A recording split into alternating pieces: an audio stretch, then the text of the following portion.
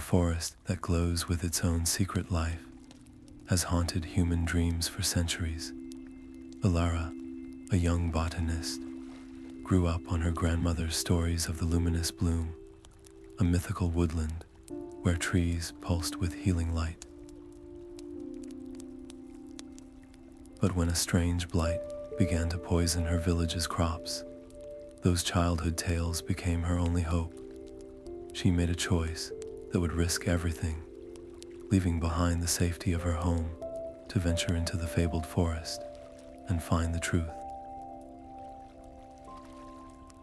By the end of her story, you will understand how a single quest can bridge the gap between forgotten myths and our own world.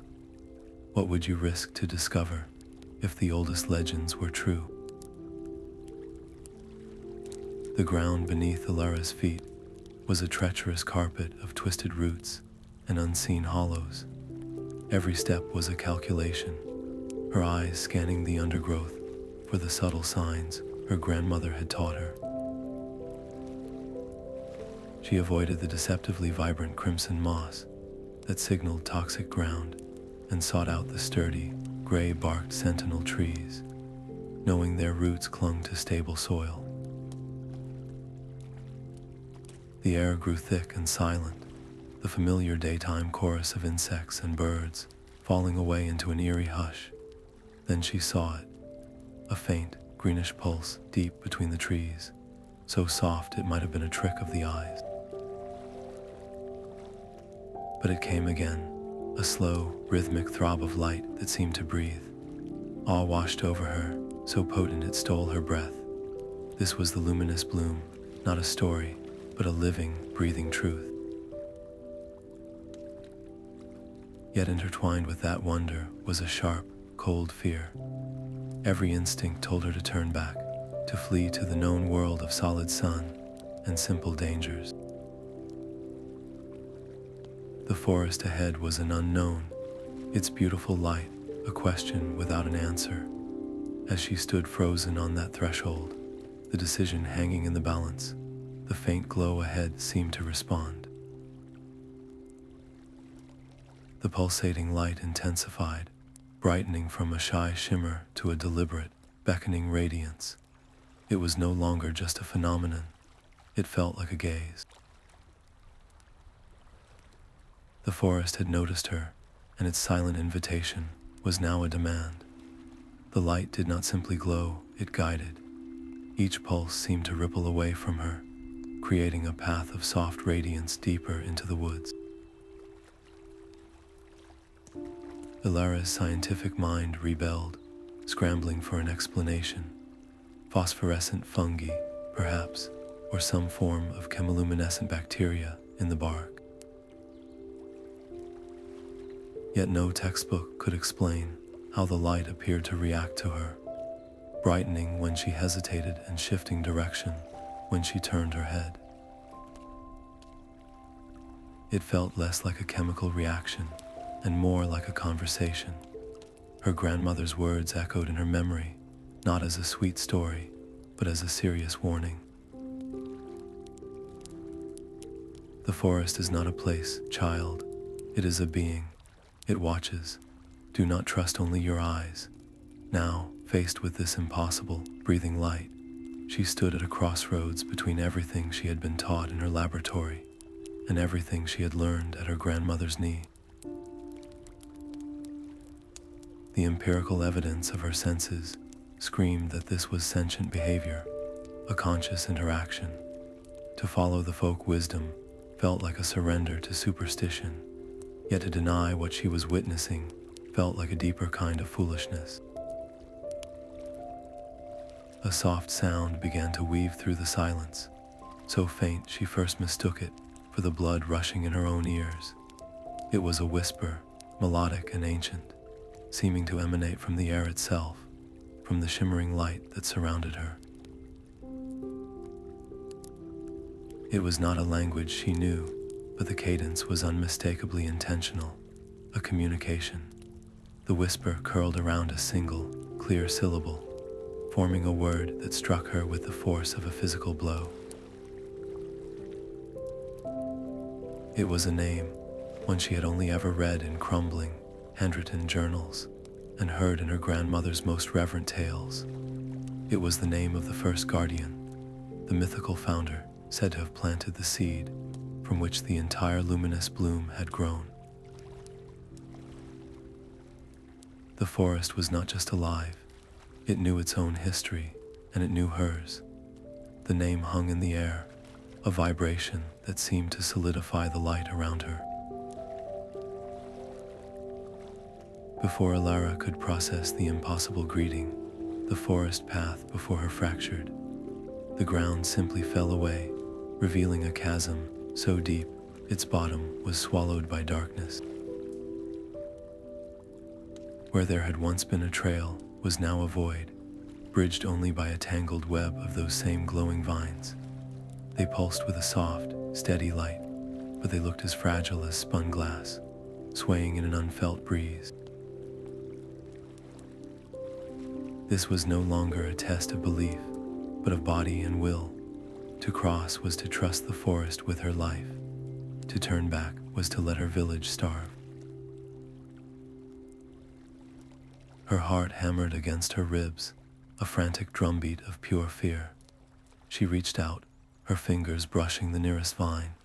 It was warm and surprisingly sturdy, thrumming with a quiet energy. Taking a shuddering breath, she placed her full weight onto the precarious bridge. It creaked, a sound that echoed in the profound silence, but it held. Each step was an act of faith, her hands gripping the glowing strands until her knuckles turned white. The chasm yawned beneath her, a cold reminder of the consequence of a single misstep. When her feet finally found solid ground on the far side, her legs buckled with relief. But that relief was short-lived. A low rumble sounded behind her, and she watched in horror as the edge of the chasm crumbled, the vines retracting into the opposite wall. The way back was gone, sealed as if it had never existed. The message was terrifyingly clear. There was no return. As this new reality settled upon her, a figure began to coalesce from the very fabric of the forest itself. Light and shadow swirled, drawing bark and moss and radiant energy into a towering form. It was a creature of impossible majesty, a stag woven from ancient wood and living luminescence. Its antlers were not mere bone, but a complex crown of twisting branches from which a soft, celestial light emanated. It stood, immense and silent, blocking the path forward. This was the guardian, and it regarded her with an ancient, knowing gaze. The conflict was no longer abstract. Her goal to find a cure for the Blight was now pitted directly against her most basic instinct, survival. The great beast did not charge. It did not snarl. Instead, it slowly, deliberately, lowered its magnificent antlers. The gesture was not overtly aggressive, but profoundly deliberate. It was a barrier, a question, a test of her right to walk any deeper into its sacred heart. The great stag did not move, its luminous antlers still lowered like a gate of living wood. Then the air between them began to shimmer. Images, woven from pure light and shadow, bloomed into existence. Elara saw the forest's birth, a single seed falling onto barren earth and erupting into a tree that pulsed with the very rhythm of life. She saw the first guardian, a figure who looked remarkably like her, tending to the sapling with reverence. A sacred pact was formed, a vow of protection between her bloodline and the forest's heart. But then the vision shifted. She watched as a later descendant, wearing her same determined expression, broke that vow. This ancestor did not come to tend, but to take, hacking away a glowing branch not for survival, but for greed. The forest's light dimmed in response, a wound of stolen light, and the trust was shattered. The projection faded, leaving the stag's silent, judging gaze upon her. This was not a test of strength, but of memory and integrity. The guardian was asking if she was the keeper of the pact or the heir to the betrayal. Her mind raced, sifting through the layers of her grandmother's stories. She remembered one told in a hushed, sorrowful tone, not of glory, but of failure. It was the same story the forest had just shown her. She could have crafted a clever lie, a tale that painted her family only as heroes. But the truth of the vision demanded the truth in return. Her voice was soft but clear as she began to speak, recounting the tale exactly as her grandmother had, including the shameful act of theft and the generations of regret that followed. She spoke of her own quest, not as a right, but as a plea to mend that ancient break, to restore the balance her ancestor had broken. As the last word left her lips, the guardian's immense head slowly rose. The defensive barrier of its antlers lifted. Its deep, knowing eyes held hers for a long moment, and then it gave a single, slow nod. The standoff was over. Without a sound, the great beast turned, its form of wood and light moving with a silent grace, and it gestured with its muzzle toward a narrow, previously hidden trail that curled deeper into the glowing woods. The path forward was open, but the weight of her family's history now walked with her. The path the guardian revealed was a tunnel woven from light. It led Elara into a clearing that defied all reason, a space that felt less like a part of the woods and more like its sacred, beating heart. In the center stood the Glimmerwood, a tree so ancient and immense its peak was lost in a canopy of its own creation. Its bark was a tapestry of living constellations, a map of glowing fungi that pulsed with a deep, rhythmic light. Thump, thump. It was a slow, powerful cadence that resonated in the air, in the ground, in the very marrow of her bones. This was not just a tree, it was the source. The weight of her entire journey, the hopes of her village, pressed down upon her. Her scientific training surged forward, a desperate, logical impulse. She needed proof. She needed a sample. With trembling hands, she unclasped her kit and selected her smallest, sharpest blade. Her approach was achingly slow, a whisper of movement against the tree's monumental presence. She chose a tiny, isolated node of the glowing fungus, a speck no larger than a pebble. The cut was clean, precise, a practiced motion meant to cause minimal harm. But the forest did not feel it as a surgeon's touch. The moment her blade lifted the sample away, the Glimmerwood's steady pulse faltered. The light in the entire grove shuddered, dimming from a brilliant radiance to a sickly twilight for one terrifying second.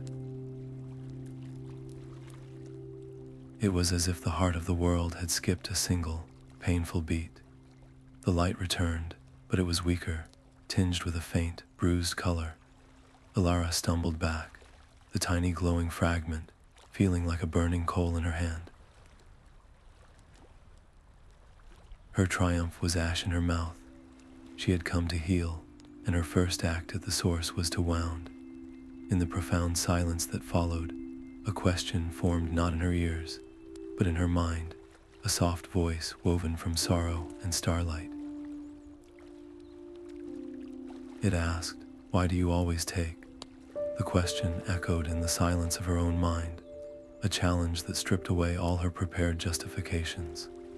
Why do you seek what you do not understand? She looked from the tiny, stolen fragment in her hand to the bruised light of the great tree, her mission lying in pieces between them. she could still try to explain herself as a scientist, to talk of cataloging and proof and empirical data. But that was the language of the ancestor who had taken the logic of extraction. It was the very mindset that had brought her here with a blade instead of an open hand. The truth was far simpler and far more terrifying to admit. Her voice was barely a whisper, cracking with the weight of her confession. I do not seek to understand you for a book or a title. I came because my grandmother's stories were the only map I had when my world began to fail. A sickness is poisoning our land. Our crops wither and die in the fields. I was not sent by a university, but by the memory of her stories and the desperate hope that the light she described could somehow heal the darkness that has come to my home. It was not a demand, but a plea. For a long moment, nothing changed. Then the Glimmerwood's pained, rhythmic thrum began to slow, its light shifting from the angry, bruised hue to a gentler, deeper blue, like twilight giving way to a peaceful night. The judgment in the air softened into something else, something ancient and profound, sorrow. It was an acknowledgement of her pain, a shared grief for a world out of balance. The light in the entire grove began to pull inward, the constellations on the bark flowing like liquid stars toward a single point in the air before her. The radiance swirled, condensing, solidifying, until it hung there, spinning slowly. It was a seed, no larger than her thumb, carved from pure, solidified light. It pulsed with the same steady rhythm as the great tree, a tiny, contained heart. This was no sample to be dissected. It was an answer, a single, luminous possibility offered not to her intellect, but to her faith. The seed hovered between them, a tiny, pulsing star.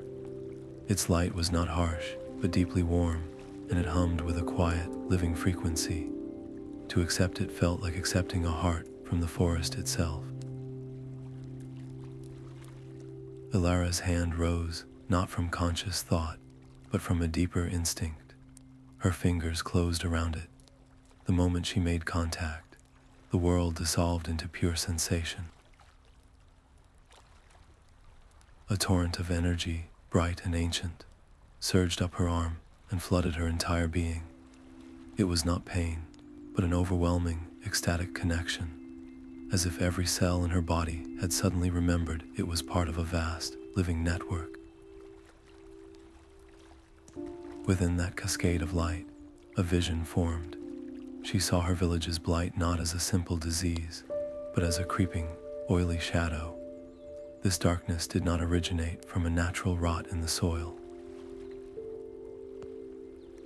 It was a deliberate corruption, a venom seeping from a forgotten, desecrated place deep within the mountains, a wound in the world where a rival power, ancient and hungry, was stirring from a long slumber. This was no mere sickness, it was an invasion. The vision snapped away, leaving her gasping on the forest floor, the echo of that malevolent presence still clinging to her mind like a shroud. The simple quest for a cure was over. She was now holding the one weapon that could counter a rising darkness, and the seed in her hand felt impossibly heavy with its new, terrifying purpose. Her destination was no longer just home. It was the source of the shadow itself. The seed's warmth was a fragile star against her palm, its gentle pulse a stark contrast to the chilling vision it had gifted her. This was no longer a simple journey home. The blight was a living thing, a parasitic shadow seeping from a place the forest's light could not reach, a corrupted zone known only in the oldest, most fearful whispers as the Ashen Grove. Her mind became a battlefield.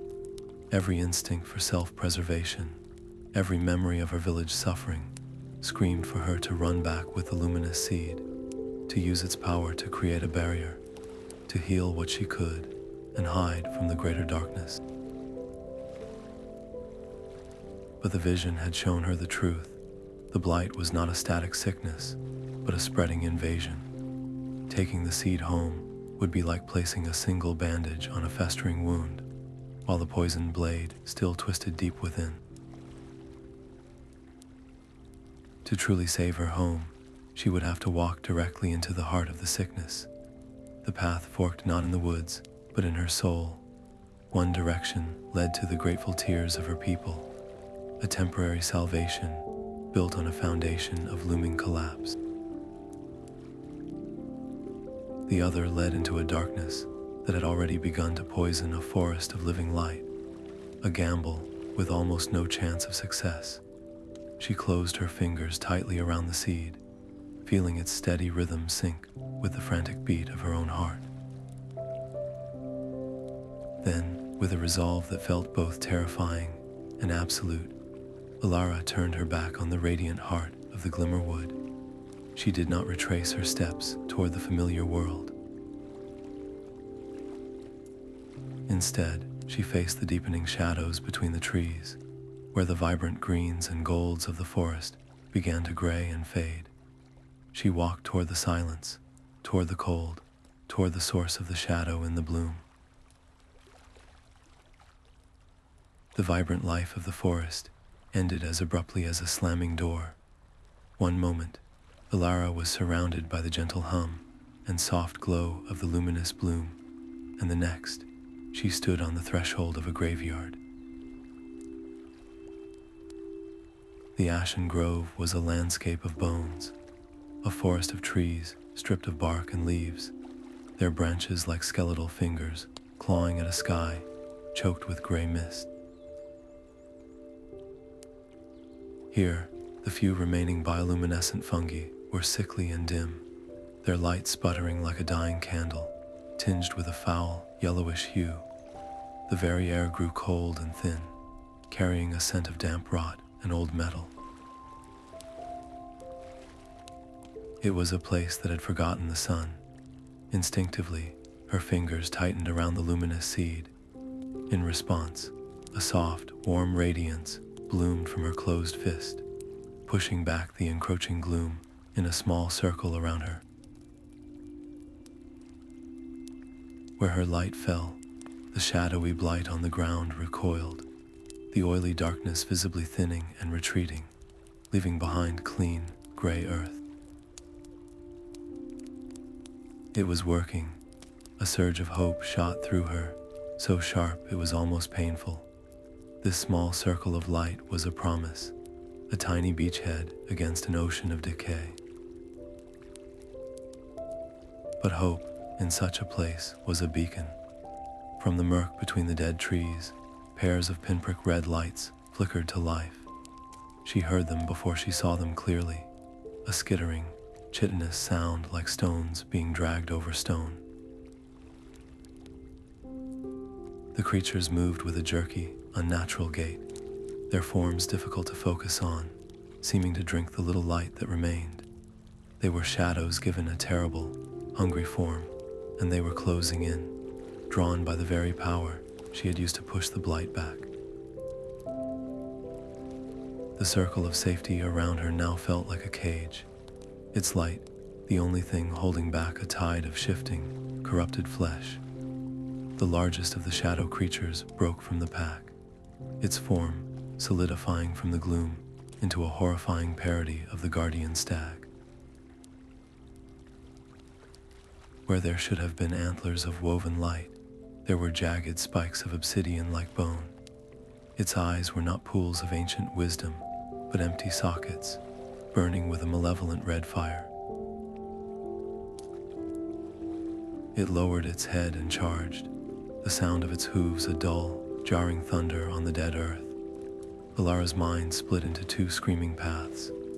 She could unleash the seed's energy, directing its pure, healing light as a weapon against this corrupted thing. It might work, but the vision of the Glimmerwood's pain shudder when she took her sample was seared into her memory. To turn this gift of life into a force of destruction felt like a deeper betrayal, a corruption of its very purpose. The other choice was just as terrifying: to run, to dodge, to preserve the seed's integrity at the cost of her own safety. As the beast closed the distance, she chose. She threw herself sideways, rolling behind the massive, petrified trunk of a long-dead tree. The creature slammed into the other side, the impact shuddering through the stone like wood and spraying her with sharp splinters. She was not a warrior, she was a scientist, a seeker. Her strength was in observation, in using her environment. She led the beast on a frantic dance through the skeletal forest, using the narrow gaps between trees and the unstable, ashen ground to her advantage. Each time the beast lunged, she would twist away, and the mere proximity of the seed in her tightly clutched hand would make it flinch. Its corrupted flesh seemed to recoil from the light's passive presence, smoke curling from its hide where the radiance brushed against it. Her evasion was her defense. With a final, furious swipe of its claws that missed her by inches, the corrupted guardian let out a shriek of pure frustration and pain, scrambling back from the circle of her light. But its agonized cry did not fade into silence. It echoed through the dead grove, a signal. From the deeper darkness, a chorus of answering shrieks rose, and the pinprick red lights of its kin began to multiply, closing the circle around her once more. The hollow of the petrified tree offered a moment of desperate sanctuary, its cold, stone-like interior pressing in on her from all sides. Elara's breath came in ragged gasps as she pressed her back against the rough wall, the luminous seed a frantic heartbeat in her clenched fist. Her eyes, straining in the near-total darkness, caught a faint, irregular pattern on the inner surface. She raised her hand, letting the seed's soft glow wash over the wall, and the carvings awoke from their long sleep. They were ancient, deeply etched by a forgotten hand, telling a story in stark, simple lines. A figure, human in form, stood before a tree of immense light.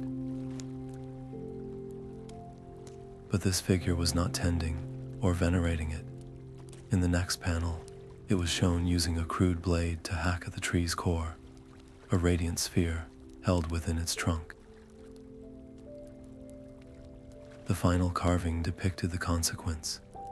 The sphere, now a jagged, dark shard, fell from the tree, and where it struck the earth, a wave of black corruption erupted, twisting the land and giving form to the first shadowy creatures. This was the myth of the Sunderer. The story was not just a legend, it was a blueprint, and she was living inside it. The carving of the Sunderer's blade was a perfect, chilling mirror of her own surgical tool, the one she had used to take her sample from the Glimmerwood. Her quest for a cure, her desperate need to take something from the forest to save her home, was the same motivation that had damned this place centuries ago. Her blood ran cold. She was not the hero of a new story. She was a repetition, an echo of the original sin that had created the very blight she now fought. The moral clarity of her mission dissolved into a terrifying ambiguity. Was she here to save her world, or was she merely completing a cycle of violation that her ancestor had begun? The weight of the seed in her hand felt different now. It was not just a gift of light, but a test of her soul. The forest was not asking if she was strong enough to fight. It was asking if she was different enough from the one who had broken it to be trusted with its heart. A harsh, grating scrape against the outside of the hollow trunk shattered her spiraling thoughts. It was the sound of obsidian-like claws slowly dragging across the petrified bark, searching for a way in. Her sanctuary had become a tomb. The myth was no longer a story on a wall. It was the reality outside, and the Sunderer's legacy was waiting for her. The slow, grating scrape of claws against the petrified wood was a countdown to her discovery. With a final, desperate lunge, Elara burst from the hollow, the circle of her seeds light pushing back the encroaching shadows just enough to create a path. She ran, not with any sense of direction, but with the pure, animal instinct to escape the closing ring of red eyes. Her flight led her stumbling into a small, sunken clearing where the air itself felt different, charged with a fragile, sorrowful energy. Here, clinging to the base of a shattered stump, was a fungus unlike any she had seen. It was pale and delicate, its cap shaped like a bowed head, and from its gills fell slow, heavy drops of pure, liquid light that pooled on the ground beneath it. These were not sparks or pulses, but tears. Each drop that hit the blighted earth sizzled softly, and for a brief moment, the oily darkness recoiled, leaving behind a tiny, clean circle of soil. The corrupted creatures, which had been advancing with relentless hunger, now halted at the edge of this new radiance. They shuffled and hissed, their red eyes flickering with what looked like confusion and aversion. They would not cross the weeping fungus's sorrowful light. Elara's mind, trained to see solutions in the world around her, seized on this fragile defense. This was not a power to be taken by force, like the seed, or stolen, like her sample. It was an offering, a natural part of the forest's own immune system, and it was asking to be used. With movements as gentle as she could manage, her hands still shaking from adrenaline, she uncorked an empty glass vial from her kit. She did not cut or pry at the fungus. Instead, she carefully held the vial beneath one of the falling luminous tears, catching the liquid light as it was freely given. The substance was warm and surprisingly thick, swirling with a soft, internal glow inside the glass. The moment she secured the stopper, the effect on the surrounding blight was immediate and palpable. The creatures took a collective step back, their aggressive postures softening into a wary circling. The vial in her hand was now a key and a shield. This was not a weapon of destruction, but a tool of purification, a piece of the forest's own grief, weaponized against the darkness it lamented. The path ahead was still shrouded in malevolent silence, but for the first time since entering the Ashen Grove, she had a choice that felt like her own. Clutching the vial of light, she used the momentary hesitation of her foes to move forward, stepping past the weeping guardian and pressing deeper toward the origin of the shadow. The ruins emerged from the blighted earth like the ribs of a long-dead beast. Crumbling walls of unnaturally smooth stone surrounded a central chamber, and at its heart, where an altar might have stood, was the source. A massive, pulsating organ of shadow fungus throbbed against the stone, its surface a web of sickly violet veins. It was not a natural growth, but a thing grafted, a malignant heart feeding on the ruins of something man-made. The sight tore Elara in two. Her every instinct screamed to use the vial of luminous tears, to purge this horror before its low, rhythmic hum could grow into a roar.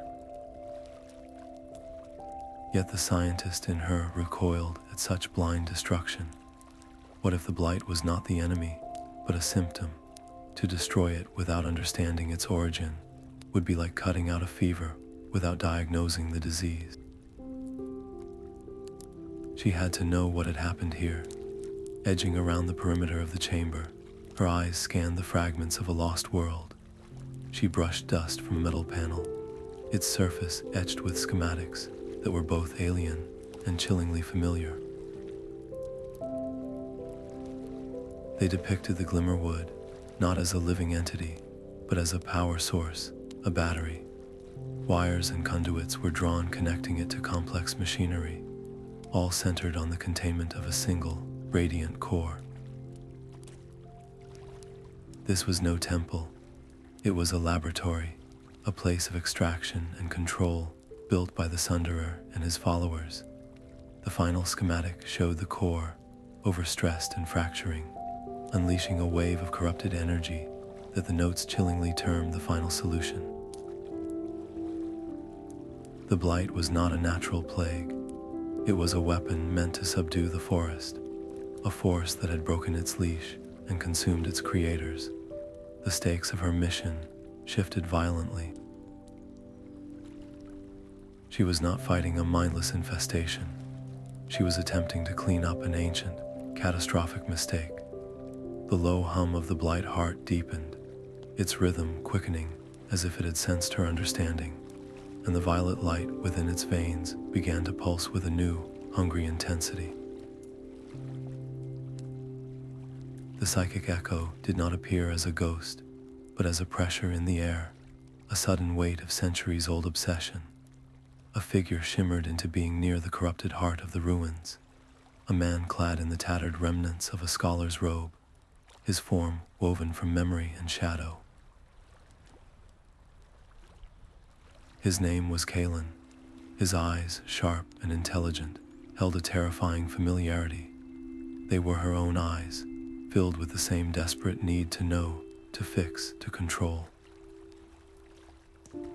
He did not attack her. He spoke, his voice a dry rustle in her mind. You see it, do you not? The potential they were too frightened to harness. His gesture swept over the schematics, the ruins, the pulsing Blight core.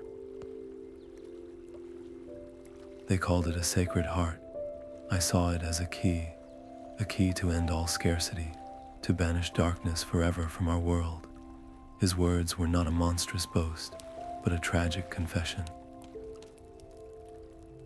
He painted a picture of a world he truly believed he could save, a utopia powered by the forest's boundless light.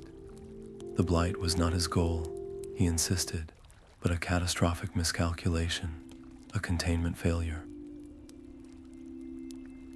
He had not meant to create a monster, only to tame a god, and in that nuanced tragedy, Elara felt a chilling thread of sympathy. Was her own quest so different? She too had come to the forest to take its power for the sake of her people. The line between healer and conqueror felt dangerously thin. The echo of Kalin leaned closer, his form flickering. I can show you how to control it. The knowledge is here. Together, we could finish what I started. True healing is not a gentle art. It requires the will to reshape what is broken. He offered her the very thing her scientific mind craved, complete understanding, the power to not just mend, but to redesign. It was the ultimate temptation, to step into the Sunderer's shoes with the benefit of hindsight, to believe she could succeed where he had failed. For a heartbeat, she considered it. Then she looked from his desperate, hungry face to the vial of luminous tears in her hand, a gift offered in sorrow, not taken by force.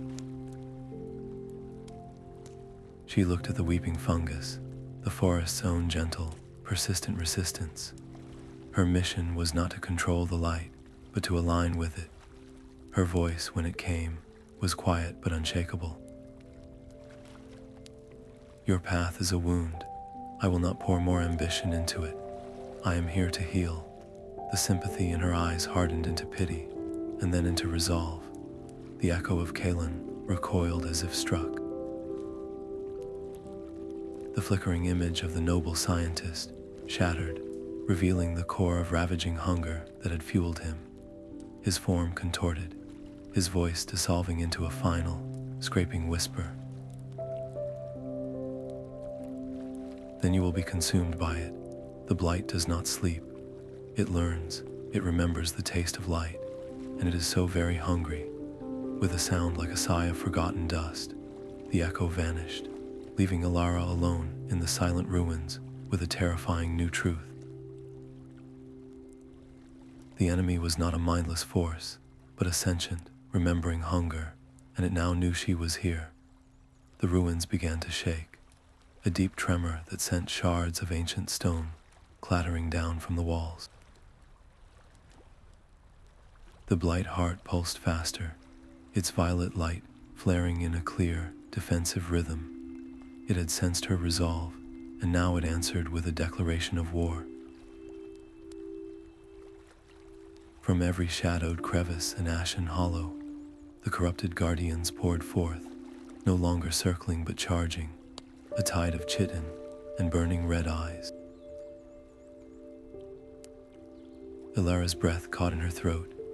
There was no more time for thought, only for a desperate, scrambling dance of survival. She flung a drop from her vial of luminous tears onto the ground before her. The liquid light sizzled, and a curtain of soft radiance sprang up, forcing the first wave of creatures to recoil with furious shrieks. But the barrier was temporary, already fading. She was forced to use another precious drop, and then another, each one shrinking her only defense. When a smaller, faster creature lunged from her blind side, she instinctively raised her other hand, the one clutching the seed. A brilliant pulse of raw light erupted from her fist, not as a weapon, but as a stunning flash. The creature faltered, its form flickering as if it had forgotten what it was, giving her a precious second to dodge its claws. She was fighting a war on two fronts, using the gentle tears as a shield and the seed's pure energy as a disorienting flare. But every action was a withdrawal from a rapidly depleting account. Her muscles screamed with exhaustion, her mind fraying under the constant assault. She could feel the seed's warmth beginning to wane, its pulses growing fainter with each use. The vial in her other hand was now frighteningly light. This was a battle of attrition, and she was losing. A powerful shove from a hulking guardian sent her stumbling backward, her shoulder slamming hard against the cold, unyielding stone of the laboratory wall. There was nowhere left to run. The circle of monsters closed in, their collective hunger a palpable force in the thin air. Panting, cornered, she looked from the near-empty vial to the dimming seed. The realization was a cold, sharp truth. She could not fight her way out. Force had been the Sunderer's answer, and it had created this very nightmare. To meet this hunger with more violence, even defensive violence, was to feed the cycle. She was going to die here, not because she was weak, but because she was still trying to win the wrong war. There was only one path left that did not end in bloodshed. Elara looked from the terrified, hungry faces of the corrupted guardians to the violent, throbbing heart of the Blight. The Sunderer had tried to dominate this power. She had tried to fight it. Both were forms of resistance, and both had failed. The oldest story her grandmother ever told was not of a great battle, but of a greater surrender, a myth where a river, poisoned by grief, was cleansed not by a hero's sword, but by a single, selfless tear. It was a story of reconciliation, the belief that even the most broken thing still yearned for the light it had lost. This was the ultimate gamble. Her hand did not shake as she uncurled her fingers, revealing the luminous seed. Its light was faint now, a flickering ember against the oppressive violet glow. She did not hurl it. She did not thrust it forward as a weapon. Instead, she took a slow, deliberate step toward the pulsating core and simply opened her palm, offering the last spark of the Glimmerwood's heart to the very entity that sought to consume it. The reaction was instantaneous and terrifying. The Blight heart seized the offering, not with violence, but with a desperate, almost tender greed. Dark, vein-like tendrils erupted from its surface, wrapping around the seed and pulling it deep into its core. For one breathless second, nothing happened. Then the struggle began. The violet light of the Blight flared, trying to smother the seed's gentle pulse. But the seed, now planted in the very soil of its enemy, fought back. A brilliant greenish-white light erupted from within the shadowy mass, so bright it threw stark, dancing shadows across the ruins. The organ convulsed, swelling and contracting in a violent, rhythmic agony. It was a war fought on a microscopic scale, a battle for the soul of a sickness.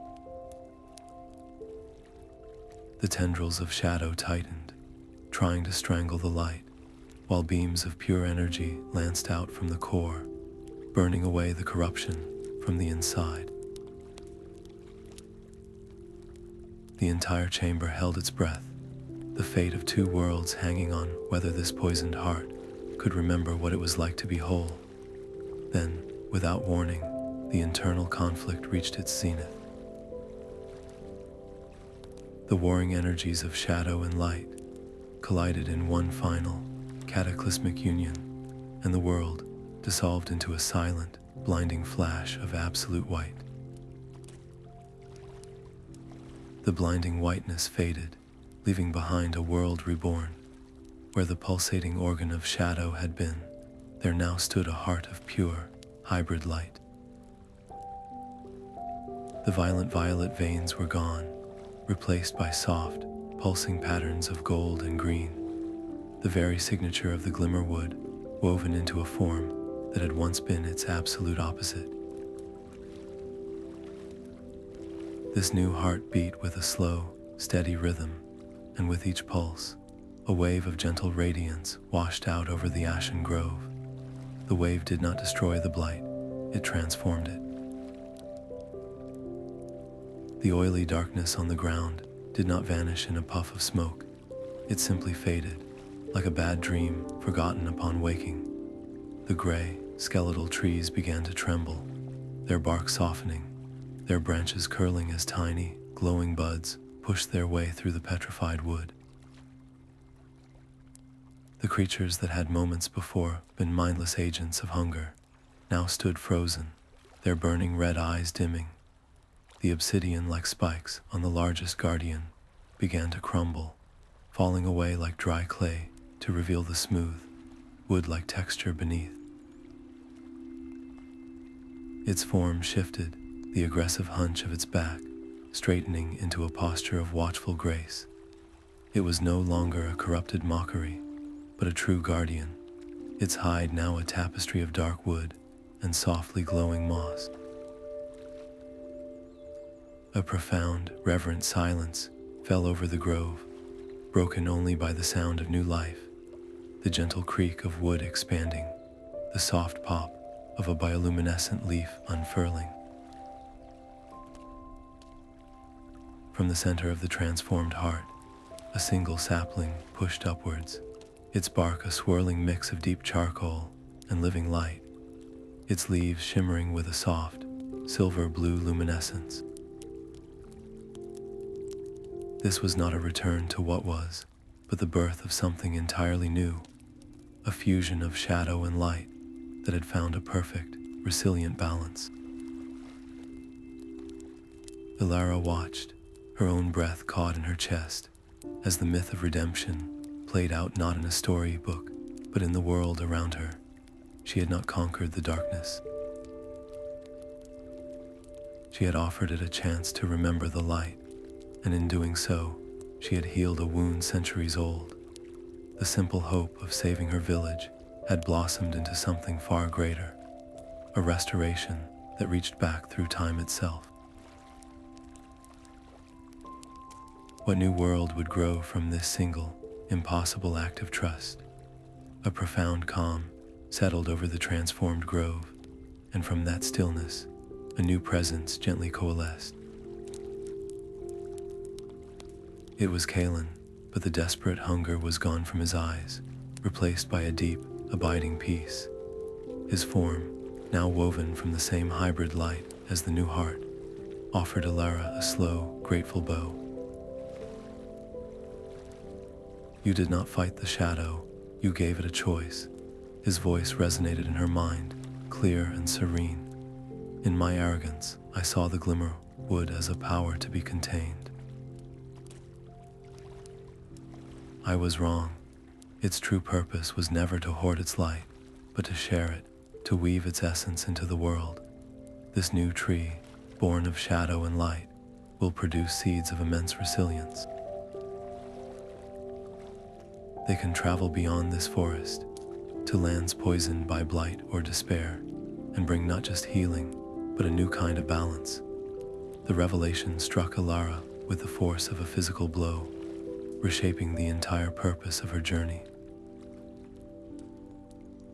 She had come for a single cure, a sample to prove a myth was real. Now, she was being offered the genesis of a new one, a living story that could rewrite the fate of countless places. Her goal shattered and reformed in an instant. She was no longer a botanist returning with proof. She was a messenger, the first herald of a truth the world had forgotten. How could she possibly explain this to her village? How could she translate an experience of sentient forests and redeemed shadows into a plan they would understand and accept? The forest itself seemed to sense her internal struggle. The chaotic, beautiful patterns of light throughout the trees softened, their pulses sinking into a calm, steady rhythm, like a slow, contented heartbeat. It was a sigh of relief, a release of tension held for centuries. The answer was not in a complex explanation, but in the simple, undeniable truth growing before her. She would not return with a speech, but with a seed, and the story of how a single act of trust can heal a wound deeper than any blight. The path home unfolded before her like a ribbon of moonlight. Where her initial journey had been a desperate scramble through a hostile, unknown wilderness, the forest now seemed to breathe with her, its luminous patterns shifting and flowing to illuminate a direct, smooth trail. The once threatening guardians now watched from the shadows, their eyes holding not suspicion, but a deep, silent recognition. They did not challenge her passage, they witnessed it. Her return was not a frantic escape, but a guided procession, and the ease of it left a profound quiet in her mind, a space to absorb the enormity of what had happened. She was no longer the botanist who had entered these woods clutching a knife and a hypothesis. That person had been stripped away, layer by layer, in the face of sentient light and a shadow that remembered. She had gone in seeking a physical cure, a sample to be analyzed under a lens. She was returning as the sole keeper of a living secret, a story that could not be written in any book, only carried in the heart. The weight of her old life, with its simple problems and predictable solutions, felt like a costume she had outgrown. How could she explain that the true enemy was not a blight, but a broken promise, and that the only cure was not a substance, but a choice? The familiar sight of her village's torchlights flickering in the distant valley should have brought relief. Instead, it sent a jolt of cold dread through her. Their light was sharp, yellow, and desperate, a stark and anxious contrast to the soft, breathing luminescence at her back. She was crossing a border, not just between two places, but between two worlds, and the one she was returning to was still waiting for a war she had already ended. The familiar faces of the village council were a wall of weary skepticism. They listened to Elara's account of the sentient forest and the transformed seed with a profound, pitying silence. When she finished, the head elder, a man named Elara, who had known her since she was a child, simply sighed and rubbed his tired eyes. "We are grateful you have returned to us safely, Elara," he said, his voice heavy with a sorrow that felt like a physical weight. "But the blight is a poison in our soil, not a storybook curse. You speak of living light and redeemed shadows. These are the fevered dreams of someone who has wandered too long in the dark." The dismissal was not angry, but gentle, and that made it far more devastating. To them, her impossible truth was just a symptom of her ordeal. She saw the clear choice laid before her. She could push harder, argue louder, brandish the seed, and demand they believe, creating a chasm of conflict that would only isolate her further. Or she could do what the forest itself had taught her. She could offer proof, not through words, but through a quiet, undeniable act of healing. That night, under a cloak of stars and silence, she retreated to the one place that still felt like hers, the small, blighted plot of her family's forgotten garden. The soil was hard and cracked, the few remaining plants withered and gray. Here, where the stakes were personal and the scale was small, she would plant the new seed and let the truth grow for itself. The soil in her family's plot was a cracked and lifeless gray, a miniature version of the Ashen grove she had left behind. Working by the faint light of the moon, Elara did not perform a complex ritual. She simply mixed common cleansing herbs from her kit with water, then added a single, precious drop from the vial of luminous tears. It was not a grand incantation, but a quiet, deliberate act of balance, an echo of the forest's own principles. She poured the mixture onto the barren earth, a silent question offered to the soil. The night passed in a stillness that felt both heavy and full of potential. When the first rays of dawn touched the garden, they illuminated a miracle. Where there had been only desolation, a carpet of vibrant green now pushed confidently through the soil.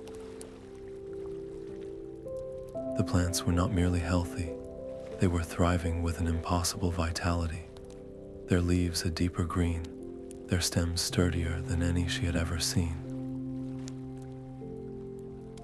And there, scattered among the familiar stalks of wheat and leafy vegetables, were blossoms that pulsed with a soft, ethereal light, a gentle, harmless echo of the Glimmerwood's own radiance. This was no longer a story. It was physical, undeniable proof, growing from the earth itself. The victory, however, tasted of cold iron. She had the evidence to silence every skeptic on the council. But this glowing garden was a declaration of a truth the village was not ready to accept. How could she explain this without being seen as a witch who had consorted with forbidden powers? The sound of a gasp broke the morning quiet, then another. She turned to find her fence line crowded with the entire village, their faces a mosaic of awe, confusion, and a dawning, fearful hope. They stared at the impossible harvest, their eyes wide, the myth made terrifyingly real in their own backyard.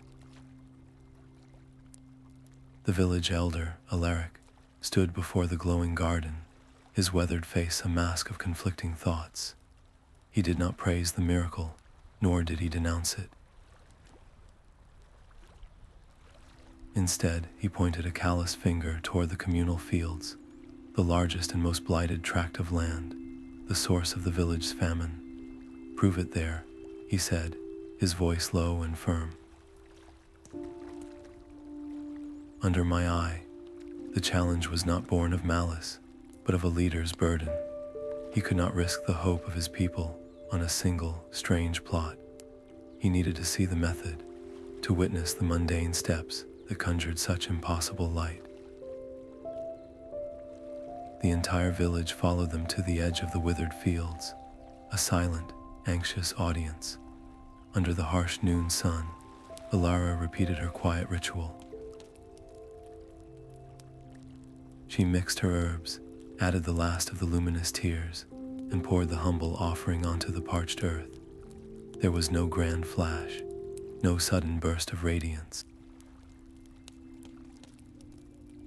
The crowd held its breath, and for a long, tense moment, nothing seemed to happen. Then, a collective gasp rippled through them as the gray, cracked soil began to darken with moisture.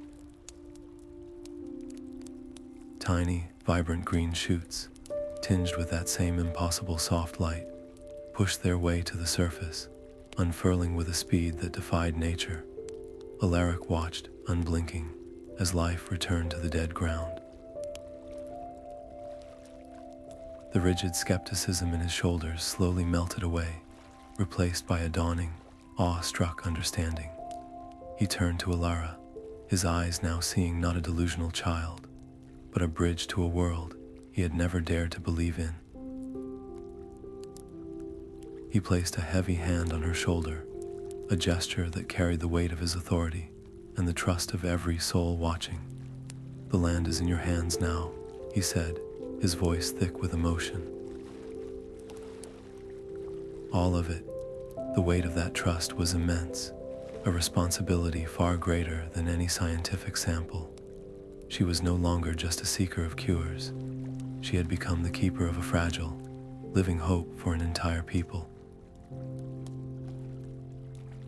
The weight of the village's trust was a different kind of burden than the one she had carried into the forest.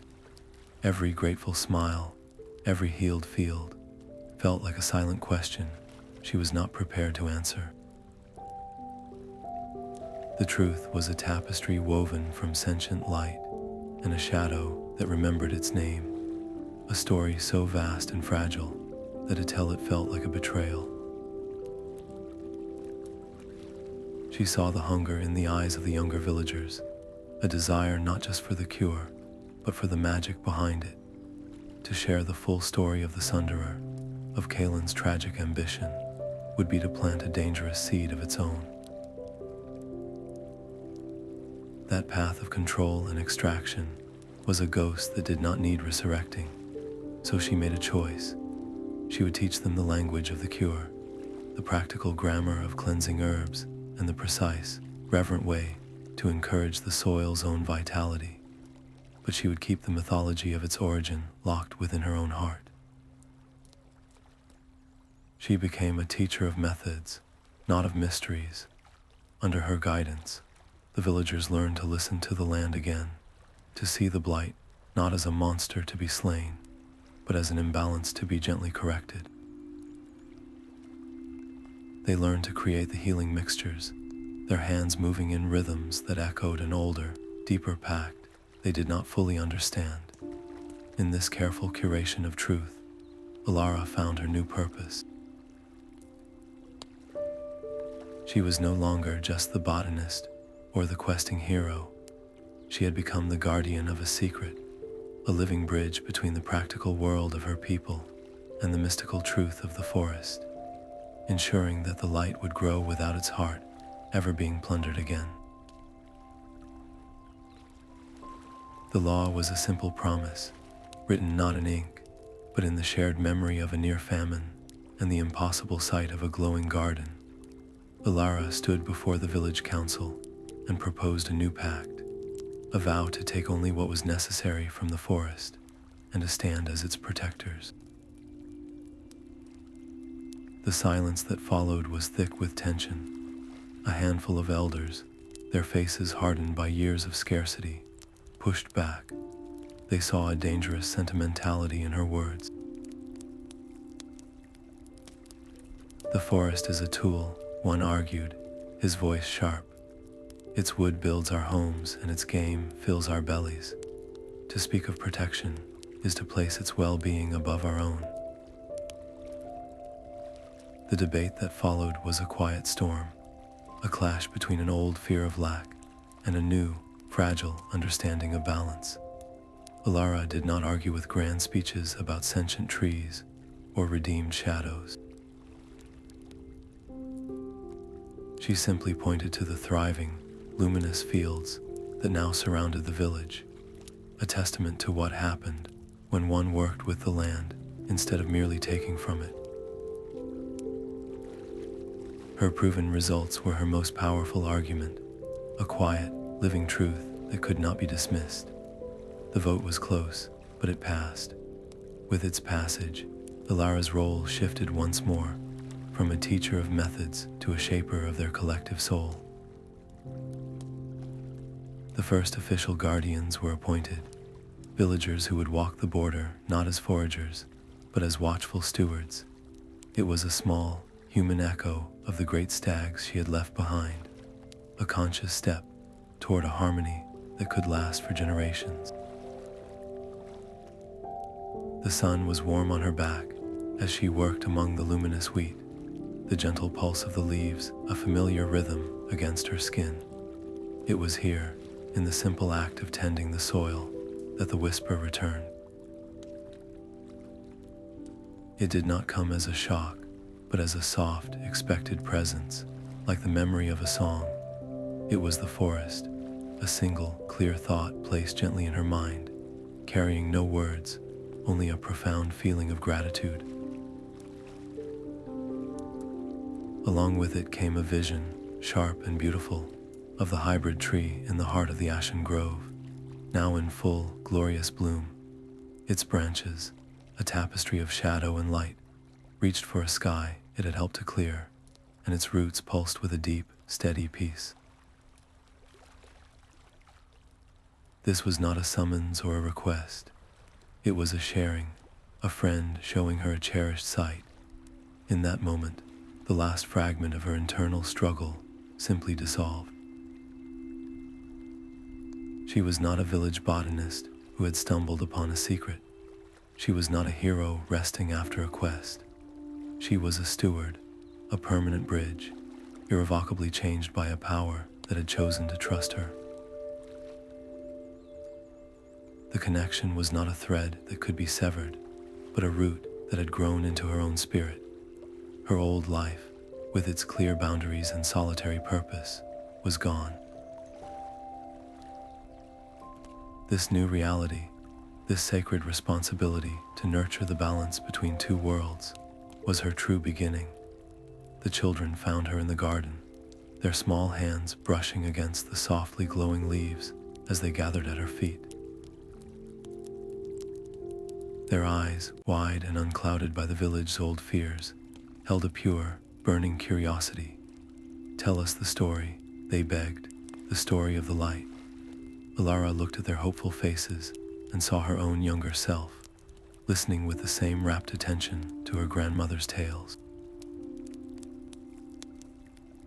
In that moment, she understood that the truth she carried was too vast and too dangerous to be given to them whole. The full, unvarnished story of Kalin's tragic ambition and the sentient hunger of the Blight was a weight they did not need to carry. Instead, she would give them a story that could guide them, a compass for their hearts. She began not with a scientific expedition, but with a curious girl who loved her grandmother and her home.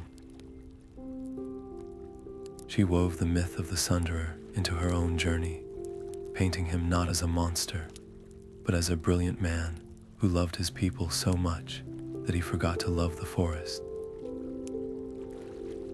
He sought to control the light, she explained, and in his grasping, he broke something beautiful, casting a long shadow that would last for generations.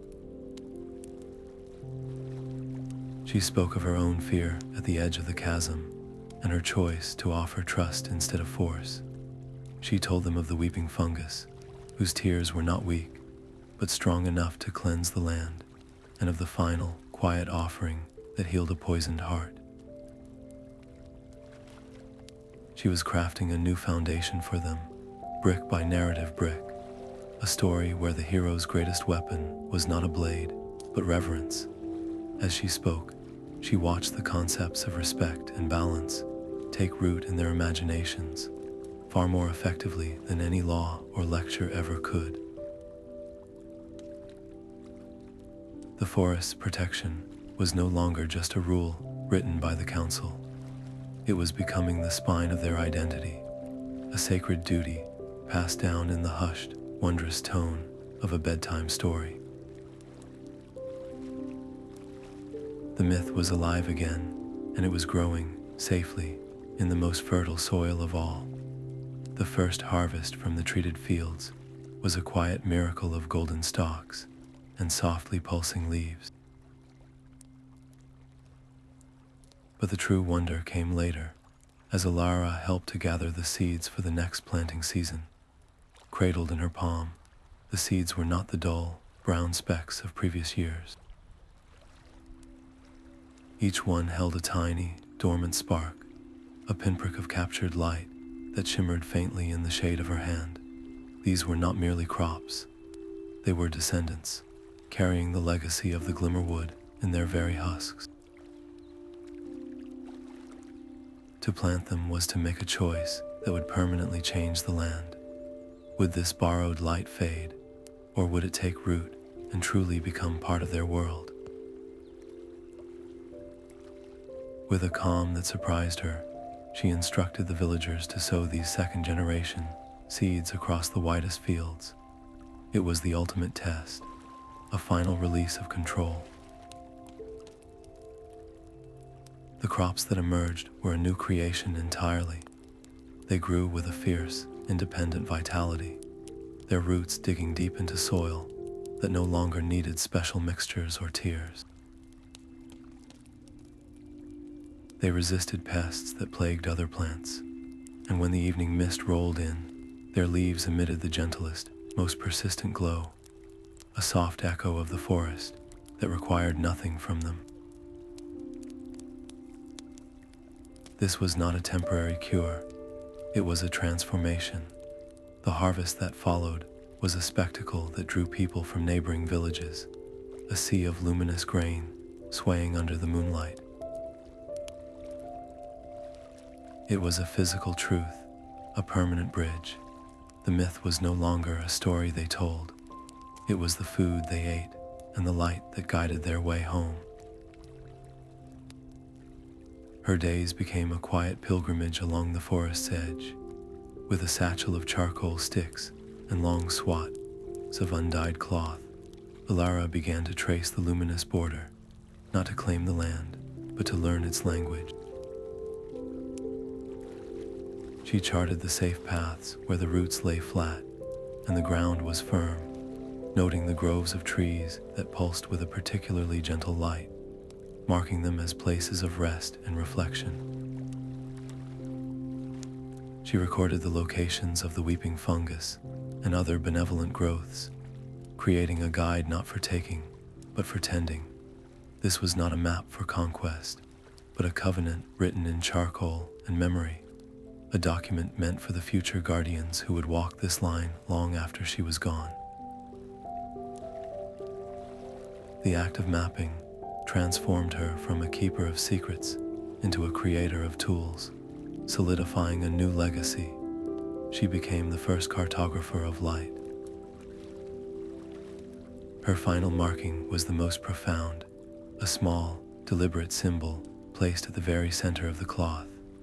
It was the Glimmerwood's heart, its true location known only to her. This was not a destination for others to find, but a sacred secret embedded within the map, a reminder that some truths are not meant for footsteps, but for the soul. The artifact she created was a perfect fusion of science and myth, a tangible guide that would help generations navigate the delicate relationship with the forest. ensuring they walked in reverence, never again repeating the desperate, hungry mistakes of the past. The sun dipped below the horizon, painting the sky in shades of violet and gold, but a new light soon drew every eye. From the tree line, the luminous stag emerged, its form a sculpture of ancient wood and living radiance. It moved with a silence that hushed the very air, its celestial antlers casting a soft glow upon the newly sprouted fields. The entire village watched, frozen in a collective breath, as the creature of legend walked calmly among their world. It did not look at the gathered people, but its deep, knowing eyes found Elara's across the distance. Then, with a grace that seemed to slow time itself, the great guardian lowered its magnificent head, dipping its crown in a deliberate, public bow. The gesture was one of profound respect, a silent acknowledgement that echoed louder than any cheer. As it turned and melted back into the shadows of the trees, its light fading like a remembered dream, it left behind a transformed reality. No one spoke. The silence was thick with awe, a reverence that settled deep into the soil and the souls of the people. In that single, wordless exchange, every lingering whisper of doubt was erased, not by argument, but by a truth too beautiful to deny. Elara was no longer just the woman who had saved the crops. She was the human the forest itself had chosen to recognize, a living bridge to a world of myth. Her story was now inextricably woven into the legend, a new chapter written not in ink, but in light. The peace of the luminous fields shattered beneath the thud of foreign boots. A man named Silas, draped in fine fabrics that seemed to swallow the light, stood at the village edge, his cold eyes fixed on the glowing crops. His guards, clad in polished steel, flanked him like a wall of human weaponry. He had traveled from a distant city of stone and steam, a collector of rare wonders, and the rumors of a miracle had drawn him like a moth to a flame. He demanded the secret, the source of the light, and he would not leave without it. Elara stepped forward, placing her solitary form between the collector's ambition and the breathing woods. She was unarmed, a stark contrast to the metal and menace before her, yet she carried an authority that made the very air grow still. She understood that any show of fear or force would only validate his worldview, a realm where everything has a price and can be taken. So she chose a different path, the one the forest itself had taught her. She did not threaten or plead. Instead, she reached into her satchel and produced a small, plain vial. Within it, a single drop of liquid light from the weeping fungus swirled, its gentle pulse a tiny heartbeat against the glass. She held it out for Silas to see. "This is the power you seek," she said, her voice calm and clear. "It is a gift of balance. It heals what is wounded and nourishes what is barren. But in hands that seek only to possess, to hoard its light for power or profit, its nature changes. It becomes a poison that consumes the greedy from the inside out." As she spoke the final word, a collective sigh seemed to pass through the world. The entire forest, from the nearest sapling to the distant heart of the Glimmerwood, responded. In perfect, silent unison, every trace of bioluminescence winked out. The fields, the trees, the very air plunged into an unnatural, profound darkness, a void so complete it felt like the end of the world. The only light that remained was the single, defiant drop in Elara's vial, a tiny star in an ocean of night. The collector stared, his confident sneer crumbling into confusion, then into a deep, primal fear. He was a man who understood ledgers and leverage, but this was a language of power he could not parse. He saw no army to fight, no mechanism to control, only a woman holding a light that the world itself obeyed. His ambition withered in the face of a truth he could not conquer. Without another word, he turned, signaling a hasty retreat for his bewildered guards. They vanished into the night, their mission thwarted not by a blade, but by a myth they were forced to believe. The forest's light returned a moment later, softer now, as if exhaling in relief, its silent unity proving that the greatest strength lies not in defiance, but in connection. The gentle pulse of the luminous fields was a rhythm as familiar to Elara as her own breathing. Under a sky dusted with sharp, cold stars, she watched a new generation of children move through the glowing rows, their small hands brushing the leaves with an instinctual reverence. They knew the story by heart, the myth of the Luminous Bloom, and the healer who had mended the Sunderer's ancient crime. It was no longer a tale she told, but a truth they lived, passed down like a sacred song that ensured the forest's protection was woven into their identity. Her own journey felt complete. A circle closed from the desperate young botanist who sought proof with a blade to the elder who had become a living part of the legend she once only hoped was real. The forest's light glowed softly on the horizon, a constant and quiet partner in their shared existence.